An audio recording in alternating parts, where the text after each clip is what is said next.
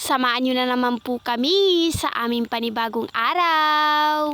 Bagong lahat ay tanghali na nga rin pala sa mga oras na ito at meron nga palang pinuntahan yung aking asawa at inisama nga pala niya ang ating Kuya Norsaidin.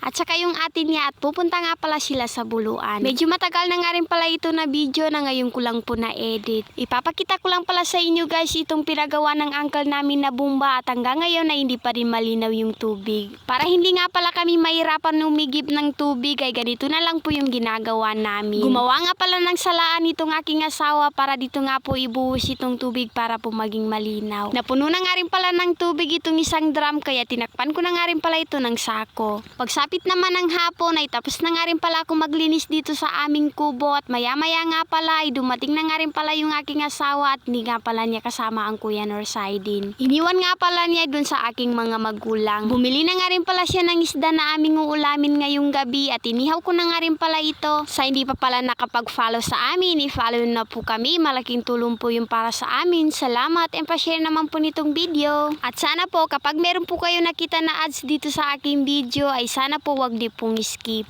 Malaking tulong na nga rin kasi yung para sa amin. Balik na nga rin pala tayo dito sa ating video at hindi nga pala nakabili yung aking asawa ng kalamansi kaya kanina nga pala ay kumuha ko ng kalamansi sa malapit na puno ng kalamansi dito sa amin. Bibilisan na nga rin pala natin at luto na nga rin pala itong ating inihaw na isda kaya kakain na nga rin po pala kami. Kain po tayo mga mare. Kinabukasan naman ay pumunta nga pala kami sa Buluan para kunin ng Kuya Norsaidin. Kinabukasan na nga rin pala ito na video na nandito kami sa Buluan sa lugar ng aking mga magulang. Nandito nga pala ako sa bahay ng aking lola at marami nga pala sila ditong candy kasi nabukas po sila ng package. Package po ng tita ko kaya mamimigay po tayo ng candy sa mga bata. Tignan nyo nga naman itong aking pinsan, pinapakita niya po itong nakuha niyang candy. Nandito na nga rin pala itong mga bata kaya bibigay na nga rin pala natin itong candy. Simple lang kasi yung kasiyahan ng bata, kahit candy lang po masaya na sila. Dito naman po sa kabila itong uncle ko, namimigay din po siya ng candy.